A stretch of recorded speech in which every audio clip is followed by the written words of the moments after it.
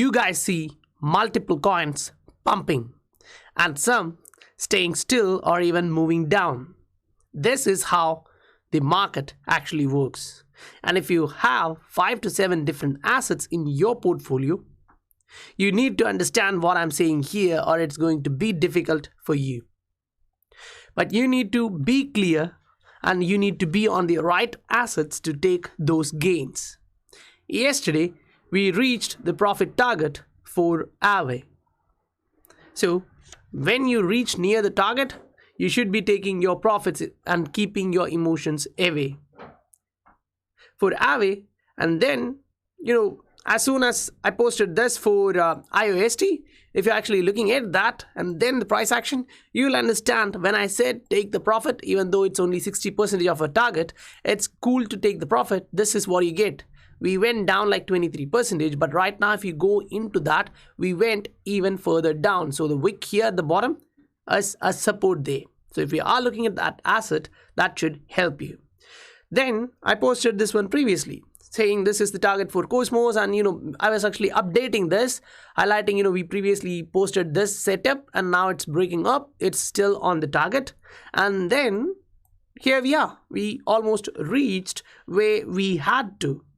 So as soon as I post something like this and highlights to take profit, it's always better to take that. It's not only about Cosmos or Atom pumping. There is a lot of different assets which are pumping. You have to be on the right asset to gain these.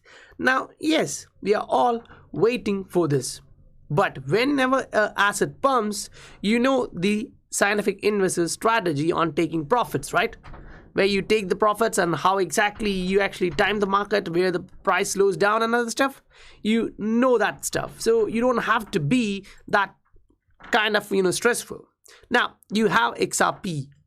What is it doing in price, pattern or trend? It is showing less momentum as of now, which you can understand from the charts. Multiple delisting here and there. By January 17, you are nearby some are delisting already and other stuff. Keep your portfolio aligned, so whenever these kind of movements happen, you are going to take benefit of that. Why? Because the chart suggests that it is ready to move to the upside, but the fundamental says it would be slow. Now the momentum from that fundamental side has to be coming here. Right now the RSI, MACD and even the price is showing you bullish characteristics in XRP price. Yes, there are certain resistance levels which I would be explaining as we go further in this video. Welcome to the Scientific Investor family, where we discuss crypto and science behind investing regularly. So this is one area inside the coin Paprika, or if you go to Coin Market Cap, you'll get the same, or even Live Coin Watch, it's up to you. But when majority of the coins which were correcting, not moving much, you see a lot of assets hitting that 24 hourly gains, like 10%, 7%, 14%, 16%. How do you actually get into these? You have to understand the patterns. You have to understand what's actually happening in those to take benefits. And when we look at XRP, you do have to understand, even though we are getting those patterns, on the fundamental side of it, they are trying to reduce the confidence level of the investors. So the momentum as of now is less. Because it's not only that, right? You are looking at a different date in Feb. So, the low suit, if they are going digitally, they are going to look at this and all. February is our time. So majority right now in Jan would be saying, okay, we can wait till that moment. But what they don't realize is there is a giant story behind this and it's evolving. And these kind of information tied up with the real fundamental rules and regulations coming out from different countries gives you a clear insight of understanding what is going to happen. On the fundamental side of the price movements, majority would just consider BTC or Ether movement. For BTC, it's moving as we anticipated. Those who are in my Patreon group already understand what we are looking at, what the targets are, whether it's going down or up and everything, so they can align their portfolio accordingly.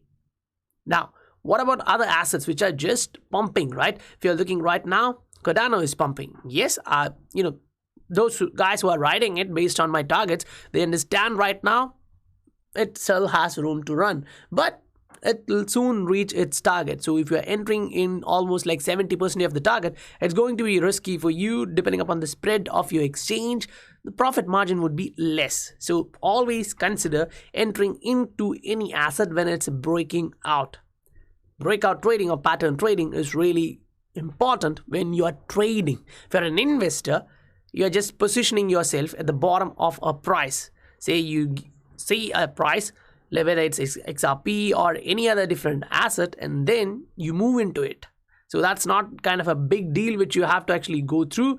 So when you look at different assets, say for example, I'll show you the XRP chart here. So zooming out, you understand that it is still at the bottom of a market cycle, not that high, considering from the top you are still way low. So if you really measure that in terms of percentage to understand where we are in this market cycle, it's easy. You go to the top, take the percentage, put it to the current line where the price is right now. So 92% is where you get that, 93% near that. So you are down 93% in an asset which has that huge fundamental. Now, when I say huge fundamentals, what am I pointing you guys towards? Anyway, Ripple, the company, is going to win this lawsuit. Why? XRP is not a security. Japan came out and highlighted that. UK highlighted that. Now, at the same time, they are all looking at a central bank digital currency era where China is currently thriving. US is lagging way behind. They are so slow, and they are not even trying to kick that accelerator as much as possible. But in the meantime, you get this. IMF says only 40 countries allowed to issue digital currencies. Look at the world. You get like 197, 200 nations in the world, and only 40 of them can issue digital currency. Wow. So the 40 to 50 central banks which Ripple, the company, is working with, if they are among this one, you have to look at that clearly. They are going to come out with their central bank digital currency, whereas others won't be able to do that. So they will always have to use another asset to trade their fiat currency. So still you need a bridge in many different ways. The infrastructure for 40 to 50 central banks, meaning 40 to 50 countries, in financial payments, movement of money, value exchange, is going to evolve. And these are all being highlighted. No, it's not just one. Say the China is coming out, they are kind of doing everything as planned, and then you see this EU sets out to plan curb reliance on dollar. Okay, in post-Trump era. So we all see that dollar right now is the reserve currency. So if you send money from A to C, B is a dollar, it will go through B, right? So always you have two exchange rates there. Say euro to dollar and dollar to yen, yuan, or wherever you are sending your money. But right now they're going to change this. Governor of Bank of England has already highlighted we don't need dollar right now. The dominance of dollar is too much, and the reliance on dollar by different countries for cross-border payments has to be changed. Now, when we say that, we are all pointing towards a digital currency. And majority would be, those who don't actually understand the fundamental of an asset and the technical side of it would be thinking, okay, that's it. The institutions are buying BTC. That means BTC is going to become that payment asset. Then you look at the asset itself, the technicality of that asset, and you understand one thing. Okay, this cannot be actually scaled. This cannot be used for a payment purpose because of the friction, the cost of payment, and everything, because you're comparing with Swift and saying, okay, Swift has 6% fees, 6 to 8% fee, and sometimes it takes a lot of time. Now, when the network is congested, BTC is even worse. So consider the case of BTC, which is like, I don't consider because it's not a payment asset as far as I'm concerned. Now, when you look at this tweet from XRP Crypto Wolf, it gives you a perspective to think. Ripple's key argument will rely on 8 years of price data that shows XRP does not move based on the news about Ripple.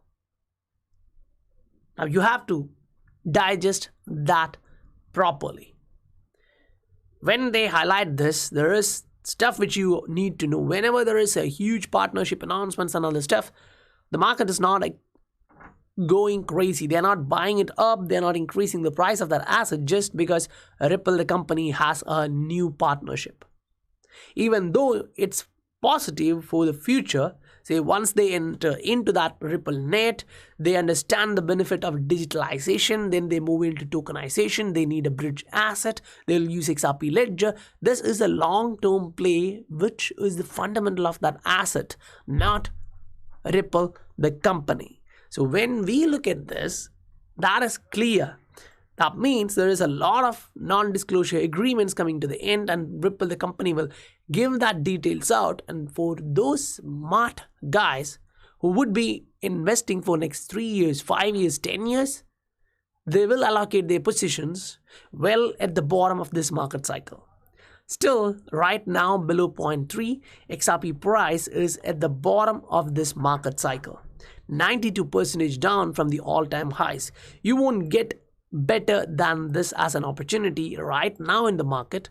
If you know what you're doing when you trade for a short to medium, medium to long term, or medium term, it's okay. But if you are not that well versed with technical analysis, reading the charts, digesting that language, it would be hard for you. What you have to do is find an asset which has that value but not reflecting that in the price. That means it's undervalued right now. And undervalued right now doesn't mean it's going to go up tomorrow. It's undervalued. Even if it go down 10%, it's still undervalued. And overvalued doesn't mean it's going to go down tomorrow. It can still go 5-10% above from there, and it's still overvalued. This is just the mentality of an investor who looks at making money by keeping the risks low. So if you can do that, you can do this for a long time. Otherwise, you will enter into a market cycle, you will see the price fluctuations, you will understand the patterns, you will trade it, but at some time, if you miscalculate this and your targets are misjudged, that's it, you start to lose. So once or twice if you lose, your confidence level go down. Then your cognitive ability looking at these patterns would actually go down. So your success rate or the hit rate will reduce. So what do you need to increase that confidence level? Go through and study as much as possible. See, you see an asset, say Chainlink. If you want to go through the link, you can. It's completely fine and easy. There are patterns evolving inside that. I won't actually spend my time on that one. Instead, we'll discuss through XRP itself, because that's what we have to do. If you go on and on XRP, you put it on a weekly, put it on a monthly, different time frame to see what is really happening, you can still see one stuff. Yes, on a short term, we right now has upside 30-40%, which is not that huge considering other assets which has already pumped 70% in a week, or last week some pumped like 80%, 50%. Yes, I do agree with that. But this is the weekly chart of XRP showing you on a weekly 50-day moving average is right now acting as a support along with the rising trend line. So once we go up, now there would be a question of doubt here, because this is December, this one is January. So the monthly candle, even if you go to that, you won't actually get what we got here as a wick. Instead, you will get a little bit of wick, but 2 candles. Only if you go into that 2 or 3 monthly candle, you're going to understand what did happen there. But if you come back on a weekly chart and look what's happening here, what does a wick means? The price went to the downside, but sellers were not able to keep the price at the bottom. Buyers came in, bought, and pushed the price up. So here you look at that, it's same thing. Sellers push the price as low as possible. Then buyers bought it up from this 0.17 level towards here. It closed there. And then the buying momentum continued and moved up towards 0.36. What happened there? It was near the 200-day moving average on a daily chart, and sellers started doing their job. So yes, understanding the patterns is really important. Price action is really important. How do you actually do that? I'll give you one extra tip and one extra call from the Patreon towards the YT channel.